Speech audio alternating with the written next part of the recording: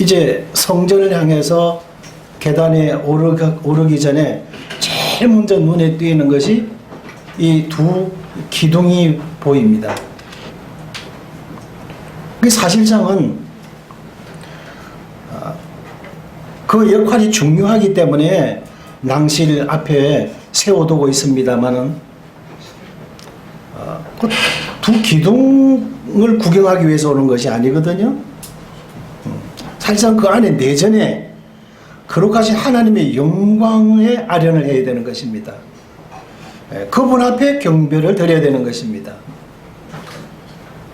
그런데 이제 표면적으로 겉에서 보면 이제 기둥만 보이는 것입니다. 그리고는 기둥만 보고 전체를 다 봤다. 마치 이제 중국의 저 동북 삼성 한 부분을 보고 중국이 이렇더라고 이야기하면 아주 중국에 대해서 아는 분들은 아주 우스운 것이죠. 예. 그리고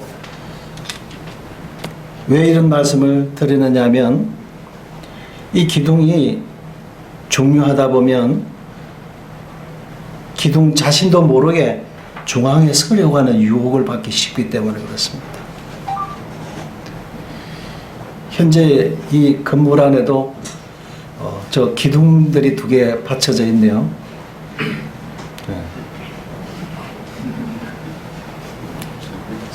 그래 조금 뒤쪽 편으로 서 있기 때문에 그렇습니다만, 그러나 처음에 들어오셔서 이 홀을 계약하시기 전에 기둥만 없었더라면 아마 이런 아쉬움을 가지셨을 것입니다. 아멘. 어떻든 안전을 위해서 기둥을 세울 수밖에 없습니다. 설계상. 그리고 이제 이렇게 예배당을 이런 집회 장소를 위해서라면 아마 외곽 저 벽체에다가 묻었을 것입니다만 그런 목적으로 지어진 것이 아니기 때문에 그렇습니다. 아무튼 저 기둥이 가운데 버티고 있는 것은 보기가 별로 아름답지 못한 것입니다. 이 기둥의 역할은 중요한 것입니다. 이 건물에 있어서. 그러나 가운데 이렇게 버티고 서 있으면 좀 보기가 그런 것이죠. 예전에 이제 내동 모임에 거의 한 20년 전에 이 기둥에 관한 말씀을 나눈 것 같은데, 저 대전 내동에 그 강단 앞에 그 기둥이 하나 버티고 서 있었어요. 마치 또 이어서 바로 뒤쪽에도 이렇게 기둥이 하나 있어가지고 뒤쪽에 있는 성도들은 이렇게 봐야 되고 또 이쪽에 있는 성도 이렇게 봐야 되고, 또 결혼식을 하려면 신랑은 이리로 들어오고 신부 이리 들어오고 이렇게 그런 짝이 났었어요.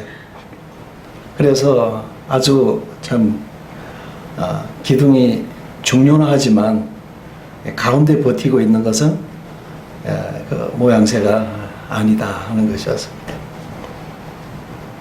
기둥이 중요한 겁니다.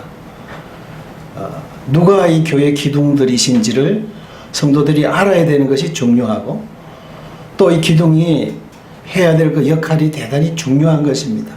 왜냐하면 낭실에 천정을 받쳐주고 있어야 되기 때문에. 이 기둥이 허물어지면 낭실 천정이 허물어지는 것이죠. 낭실은 교회라고 말씀을 드렸습니다. 주님께서도 이 기둥 같은 일꾼들에 대해서 대단히 귀하게 여겼습니다. 저들을 특별 관리를 하셨어요. 저들에게 특별한 교훈으로 가르치셨습니다. 역할이 중요한 만큼 또 이런 디오드레베와 같은 분들은 있어서는 안 되겠죠. 예. 그래 기둥의 위치가 중요하더라는 것입니다. 이 성막에 보면 이런 가운데 기둥이 없거든요. 가운데 서 있지 않습니다. 전부 벽체에 묻혀 있어요. 벽체에 함께 이렇게 묻혀서 그 기둥의 역할을 함께 감당을 하는 것입니다.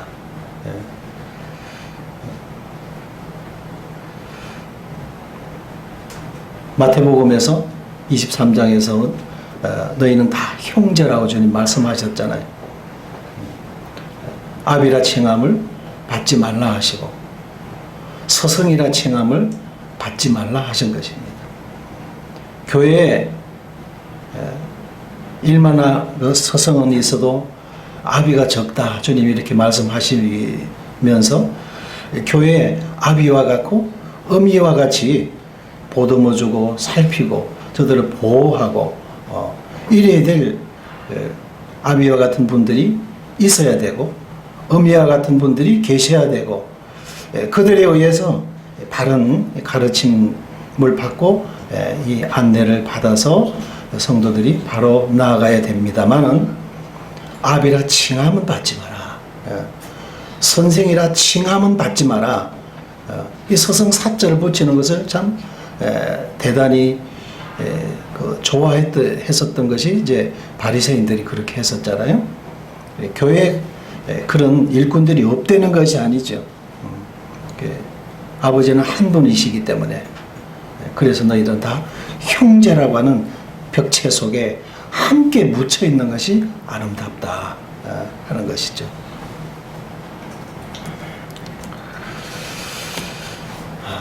이 기둥의 내부 구조를 보면 이 상세도를 보면 이렇게 생겼습니다. 여기까지가 이제 18규빗이 되고 이 기둥 머리 부분이 이제 5규빗이 되어집니다. 이 단척이 있고 장척이 있는데 이제 장척 즉 왕척으로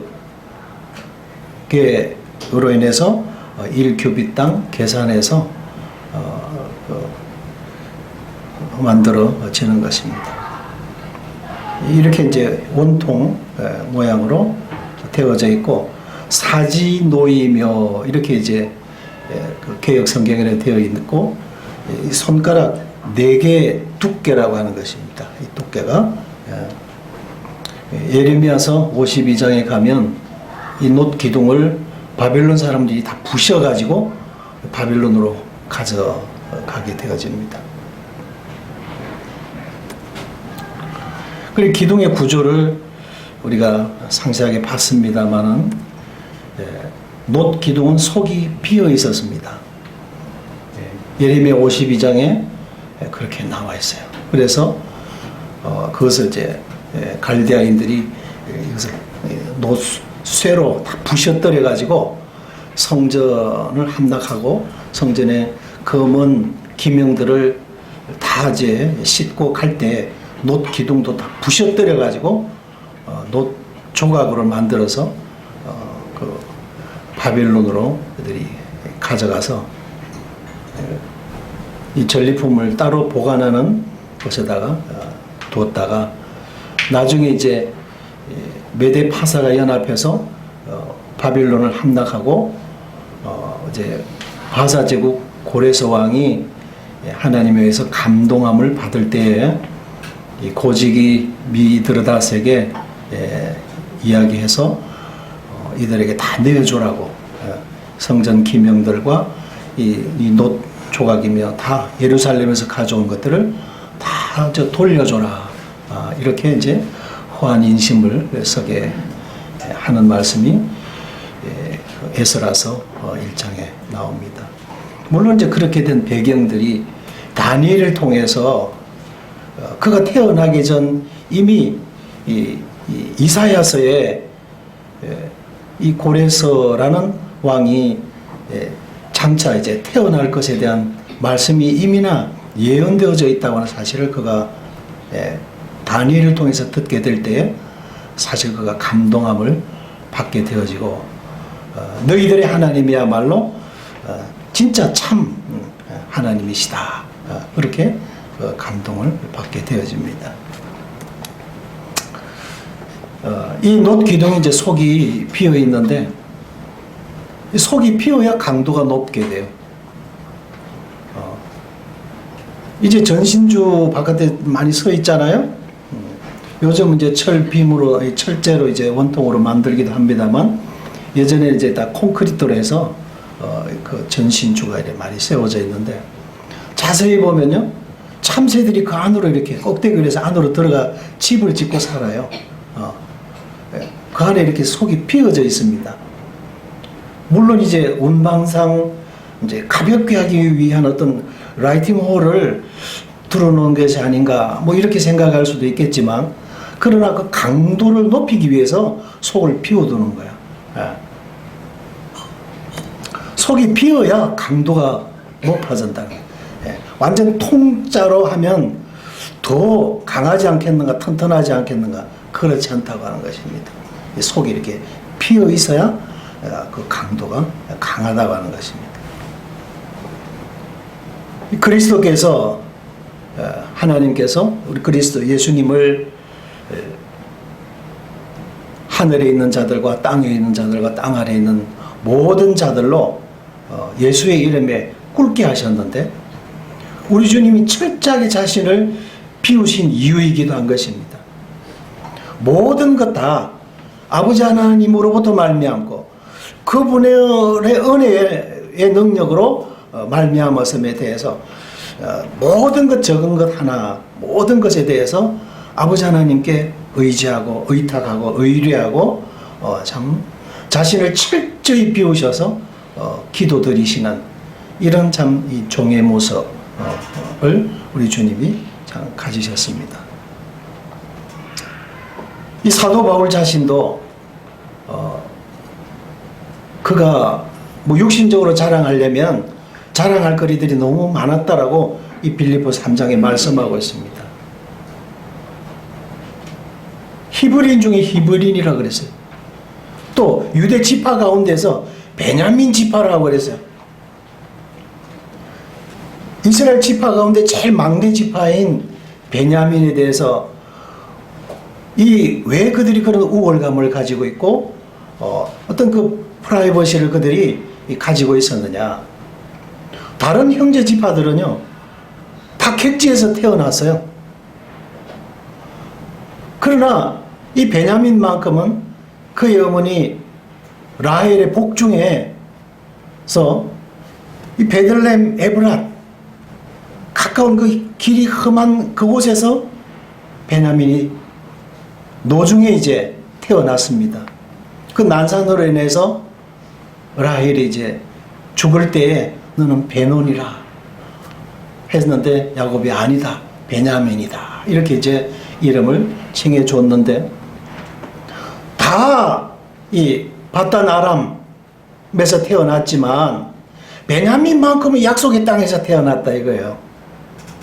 베냐민 지파만큼은 이 약속의 땅에서 태어났다는 그거 하나 때문에 저들이 얼마나 대단한 이 우월감을 그들이 가지고 있었는지 모릅니다.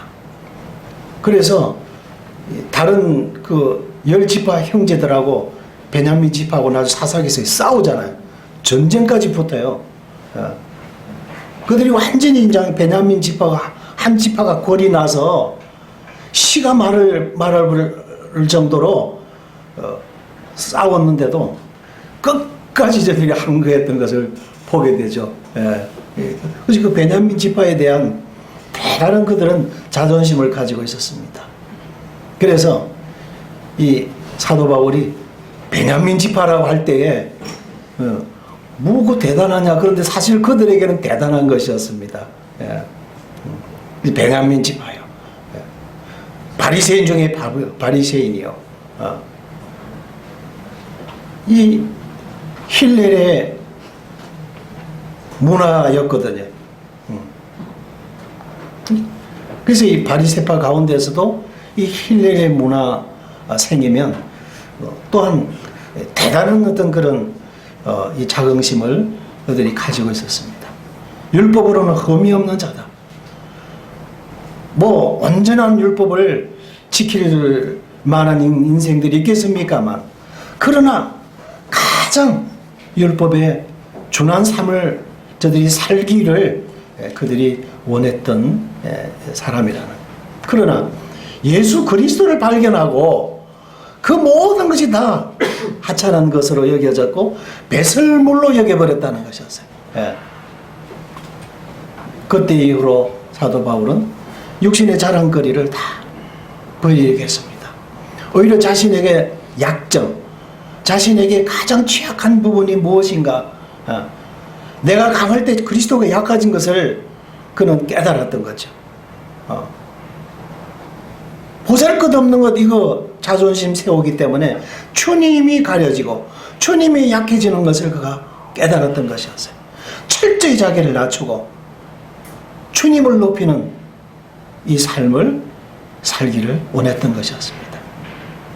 어떻든 그리스도를 본받기를 그는 원했고, 죽는 데까지 그가 본받기를 원했고, 왜? 주님의 그 부활, 그 영광의 부활도 함께 참 주님의 영광에 그는 참여하기를 원했던 것입니다.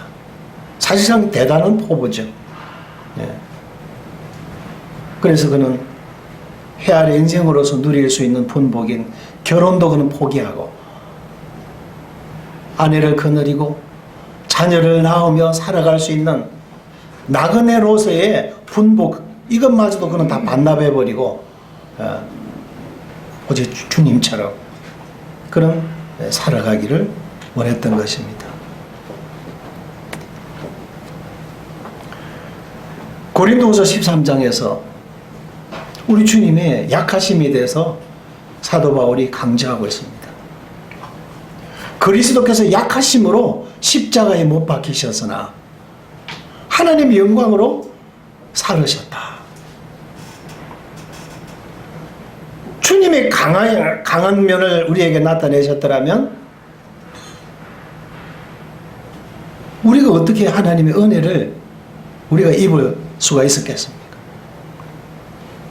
그리스도께서 약하심으로 십자가에 못 박히셨어요. 오늘 식사하는 자리에서 안쪽에 한 대여섯 살 꼬맹이가 엄마 아빠를 이겨먹는 것을 보았어요. 안 먹어. 줄 수가 없어요. 또 조그마한 핸드폰에 그 어린이 그 게임을 틀어놓고 보겠다는 거야. 우리 이호준 형님이 아이들 저런 거 보면 이런저런 면에서 해롭다 그러니까 아빠가 탁 타치해서 껐어요. 우왕 울으니까 아빠가 켜줬어요. 아빠가 졌어요. 아들 앞에 약해졌어요. 왜요? 사랑하기 때문에. 물론 뭐 집에서는 또 매가 한 차례 올라갔을지도 모르겠습니다만, 그러나 어떻든 사랑이라고 하는 것 때문에 부모가 그 꼬맹이한테 두 양반 다 지는 것을 보았어요. 자식 앞에 부모는 약해집니다. 그리스도께서 약해지신 이유를 우리는 알지요. 사도 바울이 우리는 약해지고 너희의 강함을 기뻐한다 그랬어요. 그게 고린도 후서 말씀이잖아요. 고린도 13장을 보시겠습니다. 고린도후서 13장에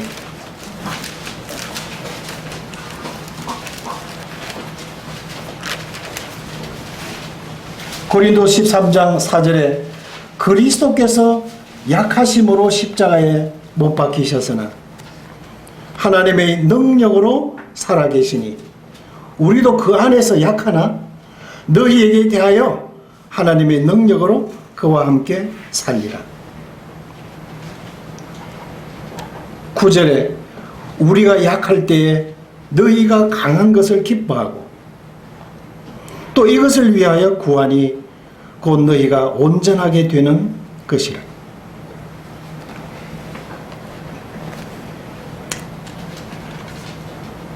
우리가 약할 때에 너희가 강한 것을 기뻐하고, 이것이 아버지의 마음이잖아요. 당신은 배가 고파 배에서 꼬르륵 소리가 나도 그 자식 입에 음식 들어가는 것을 허무하게 바라보는 것이 부모의 마음이죠. 그리스도께서 약하심으로 십자가에 못 박히셨어요. 놋기둥은 비어 있습니다. 비면 빌수록 강도는 높아지는 것이죠. 약해질수록 사실상 강해지는 것을 이 고린도후서에서 말씀하고 계십니다. 그런데요, 너 이따가 두고 봐. 주먹을 빌끈 쥐고 도망을 가는 사람은 약한 사람입니까? 강한 사람입니까?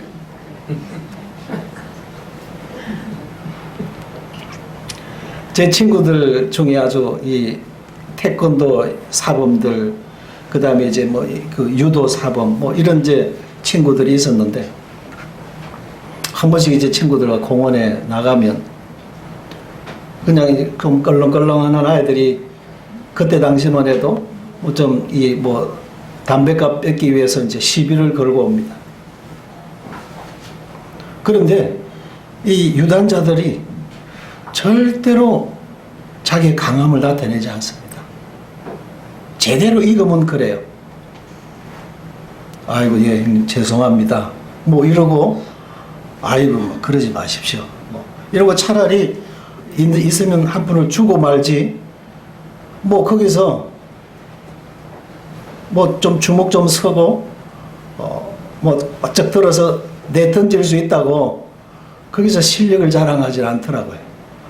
근데 이 친구들이 왜 이러나 좀 한번 좀 혼 좀 내지 싶었는데 절대로 그러지 않더라고요. 익으면 익을수록 야, 머리를 숙이구나. 야, 그걸 봤습니다. 덜 여무른 아이들이 뭐 좀 발길질 해샀고 주먹질 해샀고 뭐 힘께나 서는 채 하지만은 제대로 힘을 쓰는 사람들은 함부로 아무데나 그렇게 힘을 안 쓰더라고요. 약한 자는 약해질 수가 없다는 사실을 배우게 되었습니다. 강한 채 해야죠. 가난한 자가 역시 가난해질 수가 없다는 진리로 배웠습니다. 있는 채 해야 되죠. 언젠가 싱가포르 모임을 방문하고 그 다음에 이제 다리를 건너서 말레이시아 조바로 모임을 해서 저 쿠알라룸푸르까지 이제 올라가면서 모임을 쭉 방문하면서 이제 가게 되어졌는데, 그 조바루를 이제 쪽으로 이제 건너가면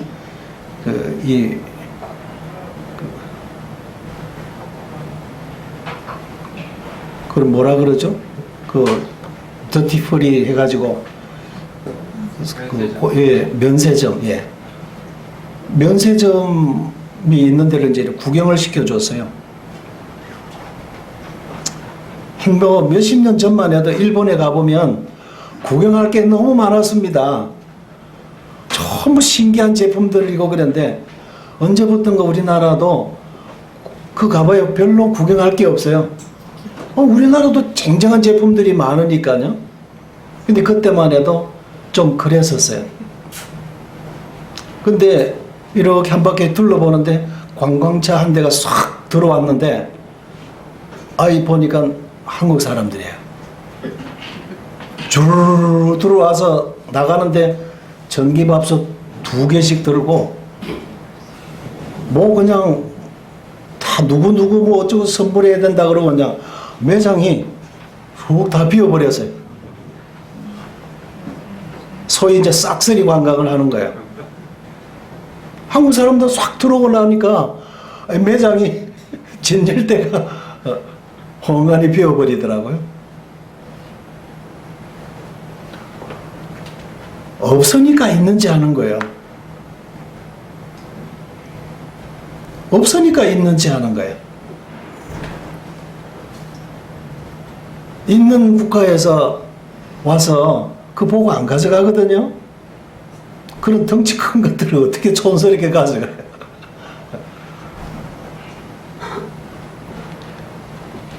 가난한 자는 가난해질 수가 없습니다. 있는 채, 부한 채 하는 거죠. 무식한 자는 무식한 자처럼 살 수가 없습니다. 아는 채, 배운 채, 있는 채 그러는 거죠.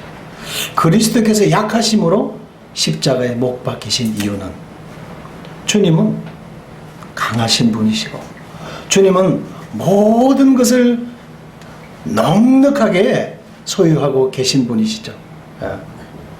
그 영광만 해도 감당할 수 없는데 영광의 풍성함에 대해서 에베소서에서 말씀하고 있죠. 그러신 분이 12영도 더 되는 천사들을 향해서 한 말씀만 명하셔도 그 로마 군인들 그 오합지졸들이 아무것도 아니죠. 그들 앞에 우리 주님 따기도 맞으시고 가시로 만든 면류관이라고 뒤집어 씌우고 얼굴에 침 뱉고 갈대를 세워서 이 왕의 홀이라고 손에 쥐어주고 갖은 수모를 저들이 다 할 때 우리 주님이 그냥 잠잠히 참으셨어요. 주님이 능력이 없으신 분 같으면 나중에 어떻게 되더라도 너희들 이따가 두고 봐 뭐 이렇게 하실 수도 있지만 주님은 그러실 필요가 없죠. 예? 예. 주님 인생이 아니시기 때문에. 그래서 강한 자만이 약해질 수가 있는 것이죠. 높은 자만이 낮아질 수가 있는 것입니다. 사실 성도들은요, 골로새서의 3장 15절에 하나님의 지혜와 지식의 모든 보화가 그리스도 안에 감추어져 있다고 그랬어요. 우리 주님 안에 하나님의 그 지혜와 지식의 모든 보화가 우리 주님께 담겨져 있는 거죠. 사실 주님을 소유하고 주님을 얻은 성도는 세상에 부를 것이 없어요. 하나님의 모든 것을 소유하고 있으니까요. 그런데 문전옥답이라고 그 넓은 그 광대한 은혜의 영역 안에서 그저 앞에 있는 이것만 우리가 깔짝깔짝하고 있는 거죠. 영국의 한 큰 부호가 무자한 가운데 이제 세상을 떠나면서 어려서부터 함께 이렇게 그 집에 친구처럼 종으로 지나면서 함께 자라온 이제 하인이 있었는데 그 사람에게 모든 재산을 다 넘겨줍니다. 근데 이 사람은 주인이 자기에게 물려준 유산이 얼마만큼인지도 몰라요. 계산할 머리가 없어요. 그것을 어떻게 관리하고 유지하고 확장해 가야 될지 그런 이 머리가 없어요. 그래서 예전처럼 그저 은행에 가서 이자에 그 작은 한 부분에 불과한 그거 이제 몇 푼 인출해 가지고 오는 길에 빵 사고 치즈 사고 우유 사고 그러고는 이제 집에 들어와서 그 큰 저택에서 이제 주인도 없는 집의 주인처럼 주인이 이렇게 음식을 썰어서 천천히 식사를 하는 모습으로 부자 마냥 그렇게 식사를 합니다만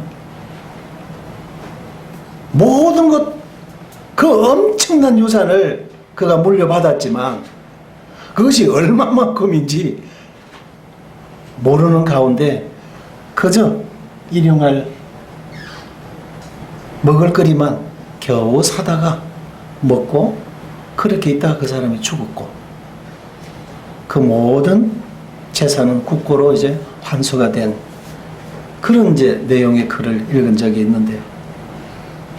성도들이 가난하게 사는 이유가 영적으로 가난하게 살다가 가는 이유가 주님이 우리에게 물려주신 유산 금생과 내생의 안에서 축복해 주신 이 축복의 영역에 우리가 믿음으로 구하고 믿음으로 누려갈, 또 사실상 한 영혼의 그 가치가 얼마나 귀합니까?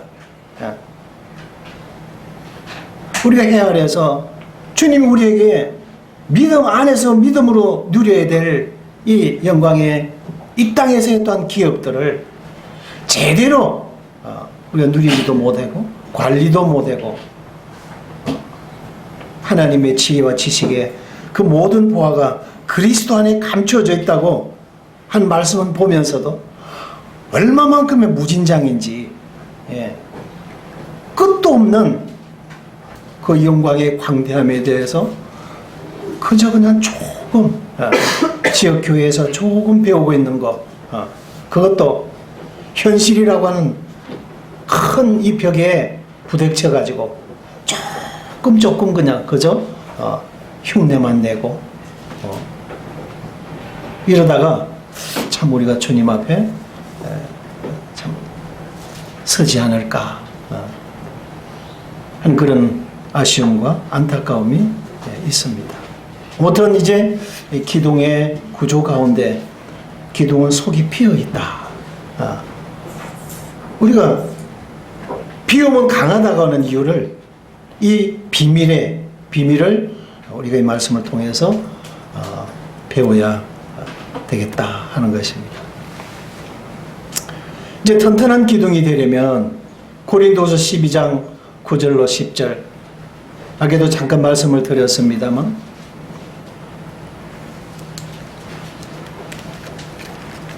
나에게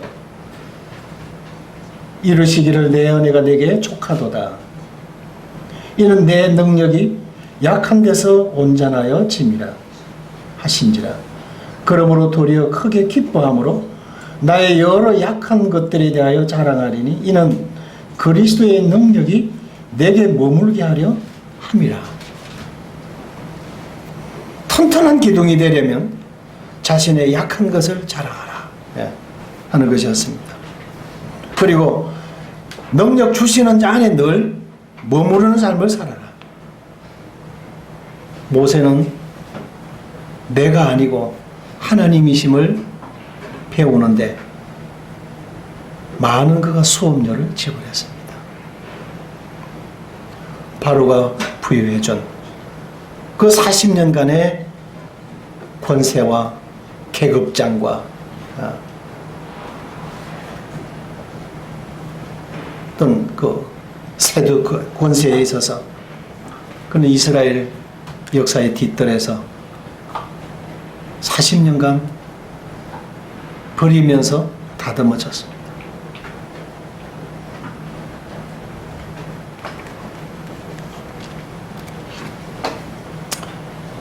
주의 일은 세상의 연수와 경험이 아니고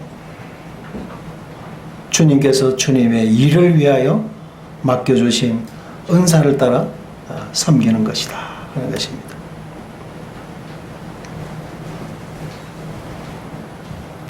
진리의 말씀을 옳게 분별하라. 그리고 배우고 확신한 그 일에 거하는 삶을 살아라.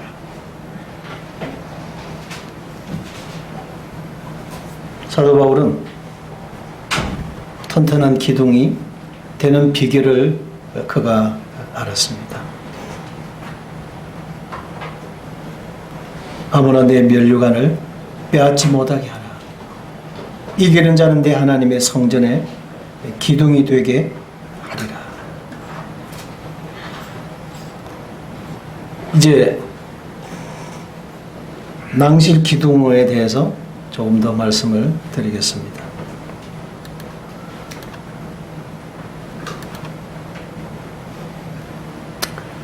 열왕기상 7장에 나온 말씀 그대로입니다.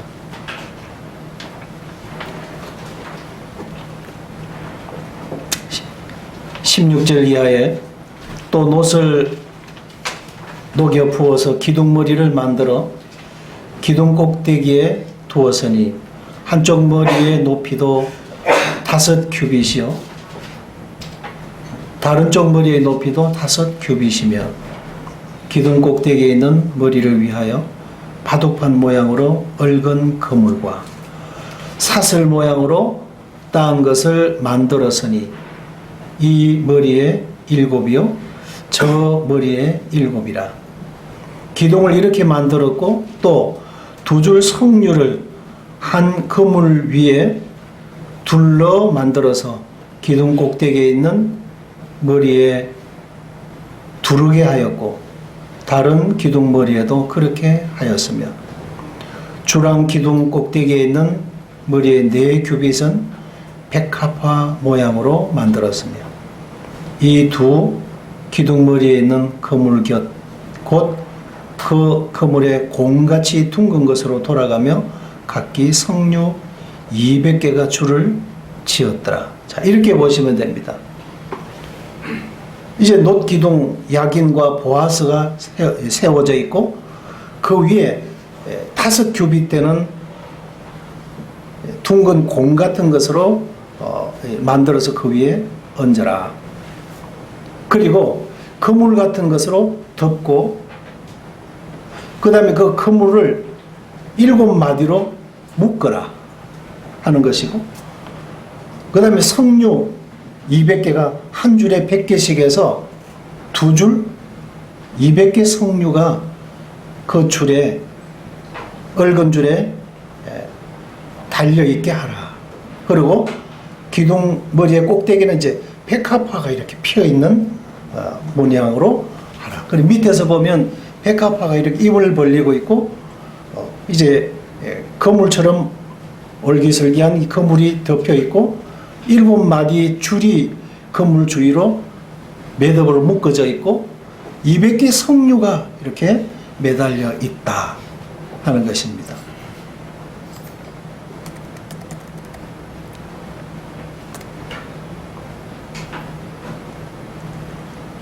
그래서 총 이제 석류가 양쪽 기둥에 400개가 되는 것이죠. 200개와 200개 이렇게 해서 4줄을 밀기 때문에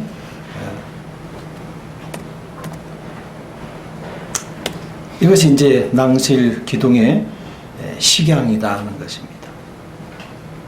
이 기둥머리 위에 얽은 거물로 덮은 것이 무엇일까? 이 겸손으로 머리를 가리고 계신 주님을 우리가 생각을 하게 되고 그 다음에 남자의 머리가 그리스도 되심을 기억하게 하시는 말씀이다. 여자의 머리가 남자고 남자의 머리가 그리스도이고 그리스도의 머리가 하나님이시기 때문에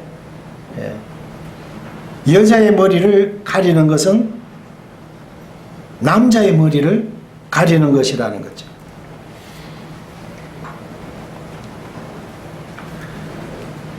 이 고린도전서 11장 3절에 나와 있는 말씀입니다.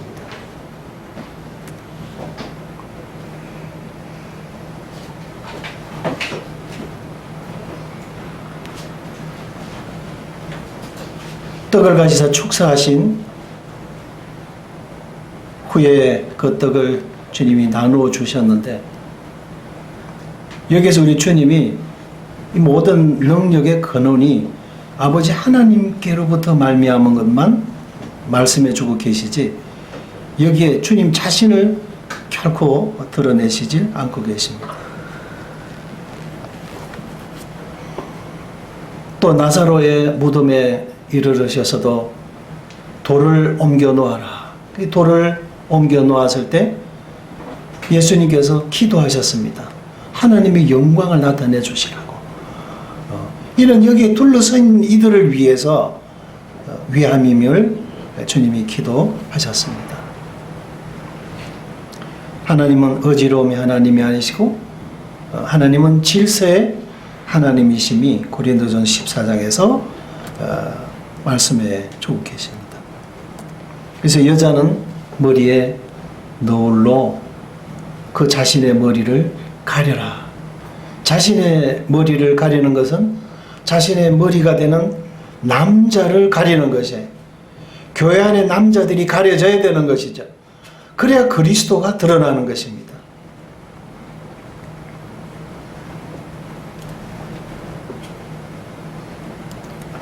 이 기둥머리에 7 그물을 덮고 7마디를 딴 사슬은 무엇일까?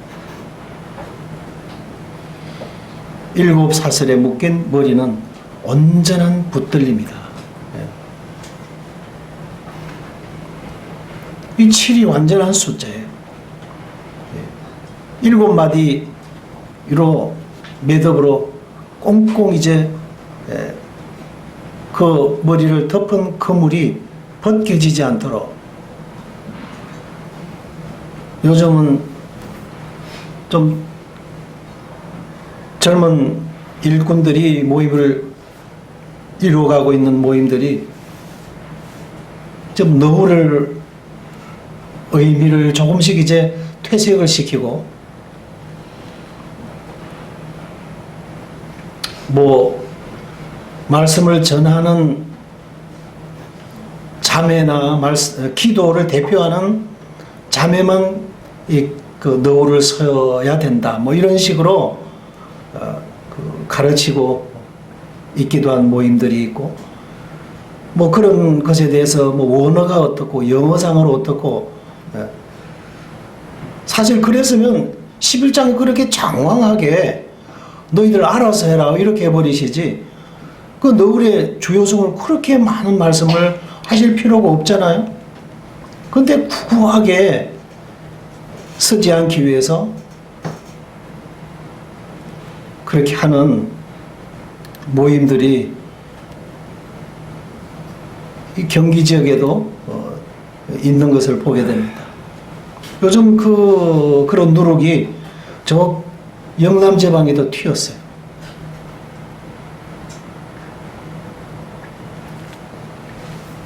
일곱 마디 그런 배경들을 보면 제대로 이 그 모임의 정체성에 대해서 제대로 못 배운 것이죠.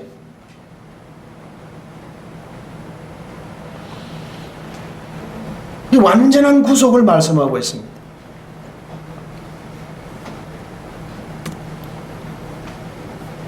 요한복음 8장 32절에서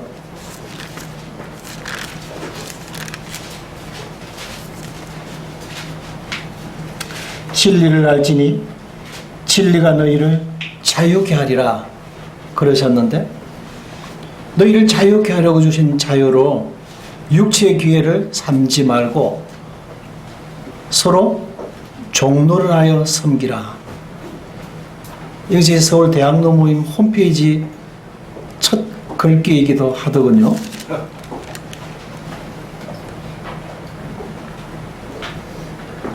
주님이 주신 자유를 육체의 기회로 삼아서는 안 되는 것이거든요. 우리 주님이 아버지 하나님의 뜻에 온전히 우리 주님이 붙들려 계셨습니다.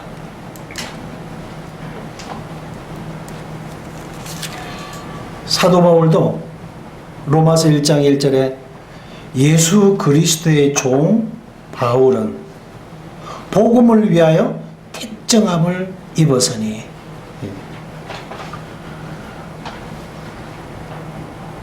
그 율법에서부터 해방받고 자유함을 사도 바울이 얻었습니다만 주님이 그런 자유를 주셨어요. 그런데 사도 바울은 스스로 고자가 되듯 스스로 종이 되어진 것입니다. 온전한 매임이죠. 그 7마디 묶음은 철저히 말씀에 붙들린 삶인 것입니다. 모든 생각이 그 말씀에 온전히 붙들려 있는 삶이에요.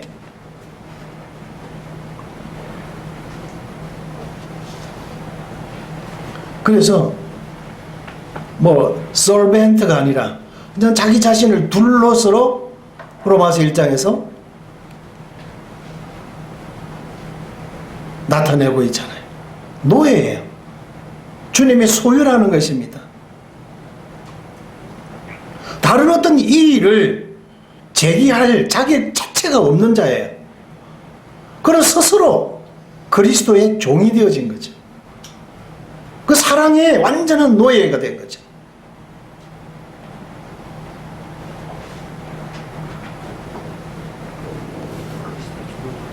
울산에 있으면서 이제 예전에 현대중공업에서 제가 용접도 이제 배워본 적이 있습니다. 이제 아크가 일어나면서 플러스와 마이너스가 접해지는 거기에 큰 스파크가 일어나면서 쇳물이 녹아서 붙습니다. 그래서 이 철판과 저 철판 사이를 이제 떼어주게 되죠. 그게 용접인데, 저항이 많기 때문에 열을 받게 되고 그 쇳물이 녹습니다. 근데 거기에다가 홀더 집게에다가 은수저를, 은젓가락을 메어다가 갖다 대면 절대로 거기에 아크가 일어나질 않아요. 왜?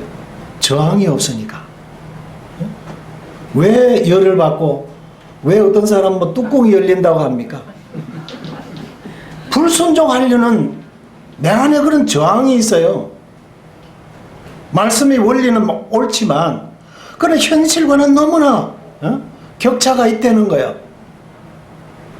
말씀은 옳지만 거기에 순종하기 위해서는 너무나 거기에 지불되어져야 되고 요구되어지는 것들이 많다라고 생각하는 거예요. 그렇게 마음에 요동이 일어나고 불평이 일어나고 불만이 일어나고 또 저항이 일어나고 그러는 거거든요. 이 순도가 높으면 높을수록 저항이 없는 것입니다. 그냥 하나님의 능력이 100이면 그냥 그대로 전달이 되어지는 거예요. 서기관들과 바리새인들을 주님이 서실 수 없는 이유들이 그런 많은 불순한 저항들을 가지고 있기 때문에 그런 거예요.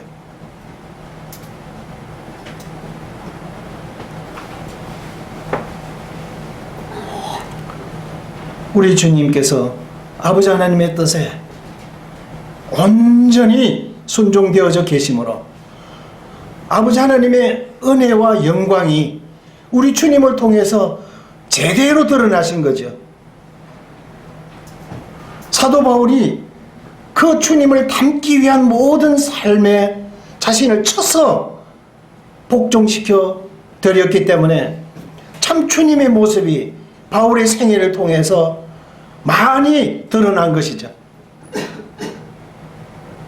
그것은 이 은혜의 그의 붙들림이 강하다고 하는 것이었습니다. 7마디 온전한 붙들림이었어요. 그래서 빌립보서 1장 20절로 21절에서 나는 지금 두 사이에 끼어있다라고 행복자의 고민을 털어놓고 있습니다. 지금 옥중서신을 기록하고 있어요. 감옥에 주님 저를 가두셨는데 이곳에 내가 순교를 당할지도 모른다는 생각이 들었어요. 그래서 사도 바울이 그러면 이 세상의 모든 수고를 마치고 주님 품으로 들어가는 것이니까 너무나 기뻤어요. 또 주님이 좀 더 고생하도록 이 땅에 남겨두신다고 해도 그 땀 흘림과 수고가 하나님의 영광을 위해 살아갈 수 있는 기회이기 때문에 이건 내 일의 열매다 이거죠. 내가 주님 앞에 가서 받게 될 은혜 위에 은혜로 쏟아부어 주실 주의 보상이 있다고 하는 겁니다. 그래서 주님이 오늘 부르셔도 나는 감사할 일이고 좀 더 고생스럽지만 좀 더 수고하라고 이 땅에 남겨두셔도 나는 감사하다. 왜? 그 기간 동안 내 상급을 살할 수 있으니까. 오늘 부르시면 모든 수고를 이제 정리할 수 있으니까 가뿐해서 감사해서 좋고 좀 더 수고하라고 두셔도 내게 좀 더 시간을 주시는 것이니까 또 감사하다. 이런 이제 내가 지금 두 사이에 끼어 있어서 내가 어느 것을 가리려는지 나는 모르겠다. 이것도 주님 앞에 나는 맡길 수밖에 없다. 예. 그분이 가장 선히 여기시는 뜻 앞에 살든지 죽든지 내 몸에서 그리스도가 존귀되기만은 나는 바란다. 거기에 사도 바울 자신의 장래 계획이 없어요. 자기 자신을 위한 어떤 그런 계획이 없단 말입니다.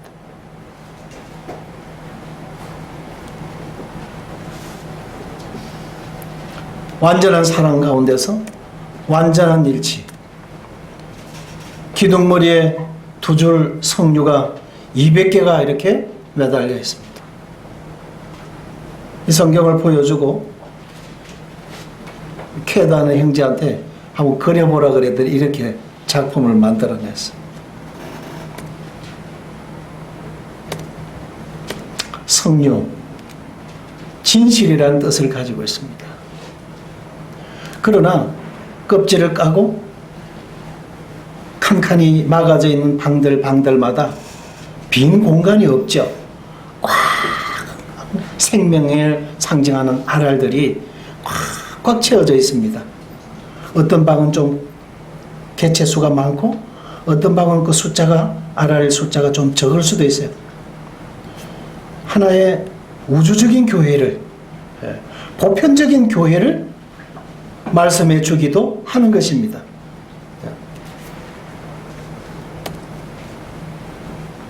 보기만 봐도 입에 침이 돌죠. 너무나 잘 익은 성류입니다.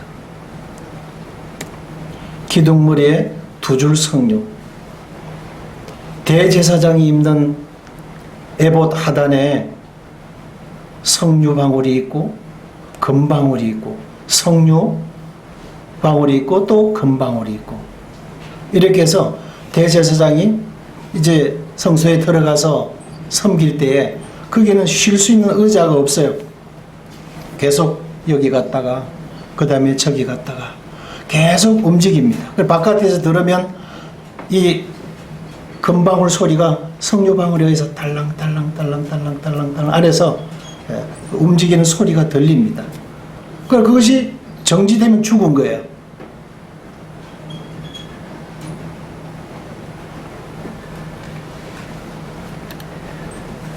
성류, 금방울, 성류, 금방울 이렇게 해서 이 하단에 쭉 그렇게 둘러 있었습니다. 이 살아있다고는 증거예요.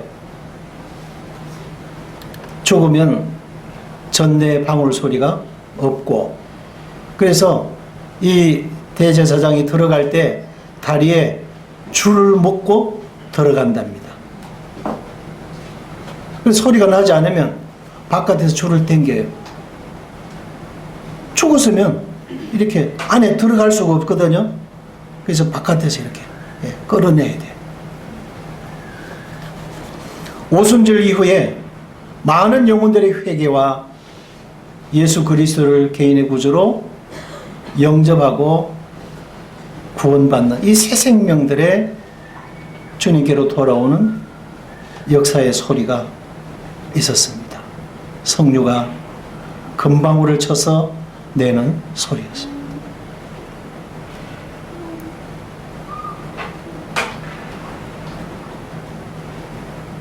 삼 년 전에 이 대학로 모임이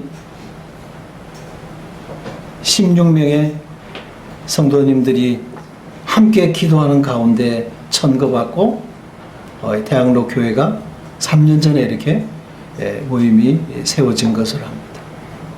지금 100여 명의 성도님들이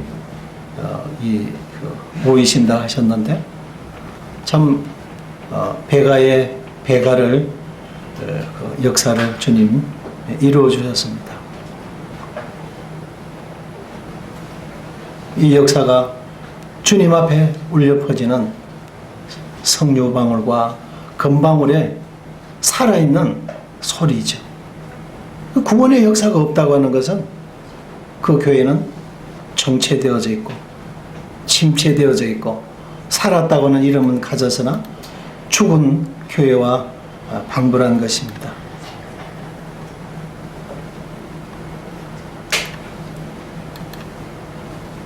너울 속에 내 뺨은 석류 한쪽 같구나.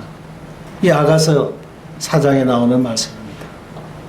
아름다운 신부, 석류미인, 신약교회는 주님 앞에 석류미인이에요. 이 말씀을 보면서 신약교회는 주님 앞에 석류미인이구나. 석류 속에 크고 작은 여러 방들은 지역교회를 상징하고 죽기까지 사랑한 그 대상에 대한 노래가 아가서이죠. 주의 사랑이, 주의 생각이 내게 어찌 그리 많은지요. 자다가 깰 때에도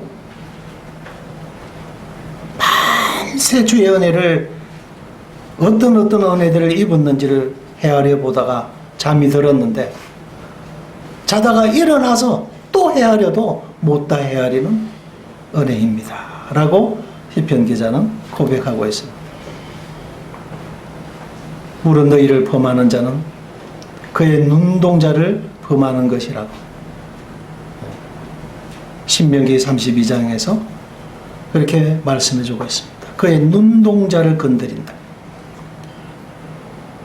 주님의 피로 사신 교회를 핍박하고 교회를 건드리는 것은 하나님의 눈동자를 건드림이라는 거죠. 이스라엘의 그런 흥망성쇠의 역사가 바로 이 신약 교회를 꽃피우기 위한 꽃받침의 역할이었고 꽃을 피우기 위한 역사에 사실 불과한 것이었습니다.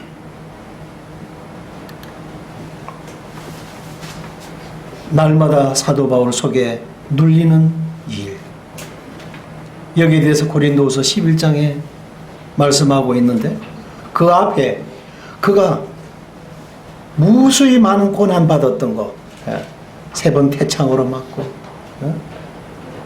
40에 하나 가만매를 맞고 강의 위험, 강도의 위험, 거짓의 위험, 많은 숱한 죽을 고비를 넘겼던 참 주와 복음을 위해서 살아가는 그 생애에 그 얼마나 많은 힘든 역경들이 있었던가를 쭉 열거하면서 이 모든 일은 고사하고 차지해 두더라도 날마다 내 마음속에 끊임없는 고통이 있다면 하나님의 피로 사신 교회를 위한 것이다. 그랬어요.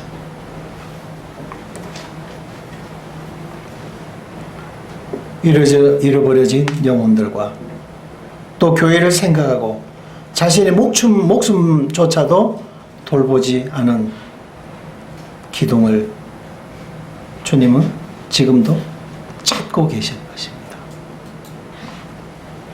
사도행전 20장에 성령께서 바울의 심령 속에 성을 들을 때마다 예시해 주시는 것은 예루살렘에 가면 환난과 결박이 기다리고 있다 하는 것이었습니다. 그러나 자기 목숨을 조금도 귀한 것으로 여기지 아니하고 주의 뜻 앞에 말씀의 증거를 위해서 사도 바울은 올라갔습니다.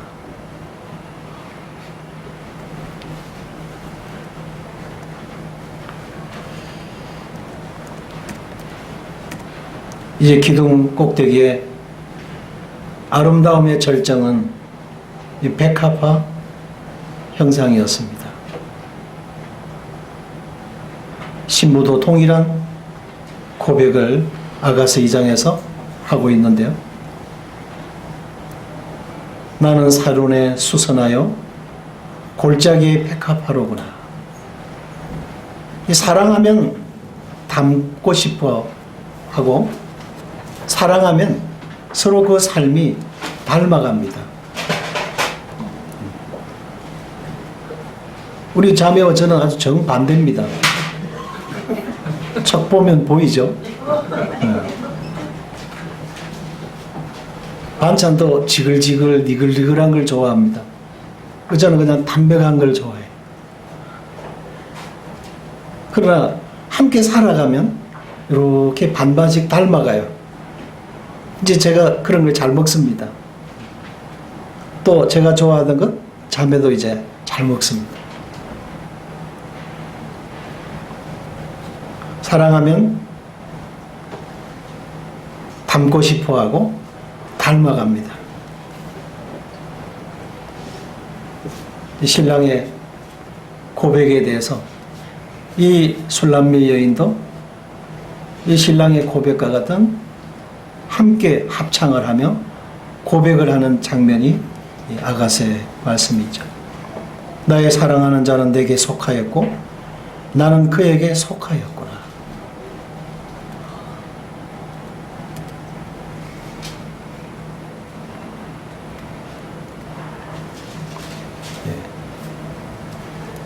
이제 최종적으로 이제 위에 우리 참 주님의 모습을 닮아가는 것, 이것이 이 교회의 최고의 절정이어야 된다 하는 것입니다.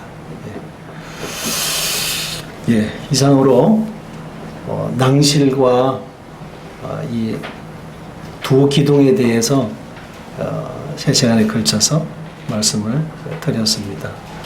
이번에 이렇게 또 참 말씀으로 섬길 수 있는 좋은 기회를 또 형제에게 주셔서 대학로 모임을 참 개척 이후에 처음 또 방문해서 형제자매님도 함께 예배드리고 말씀 교제 시간을 이루었습니다.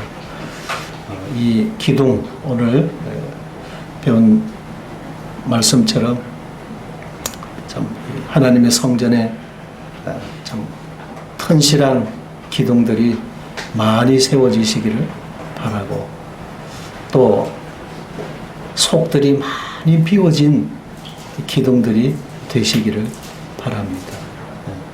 그리하여 주님의 영광을 최종적으로 많이 닮아가시는 일꾼들이 이 대학로 모임을 통해서 많이 이 시대에 일어나시기를 주님의 이름으로 축복합니다.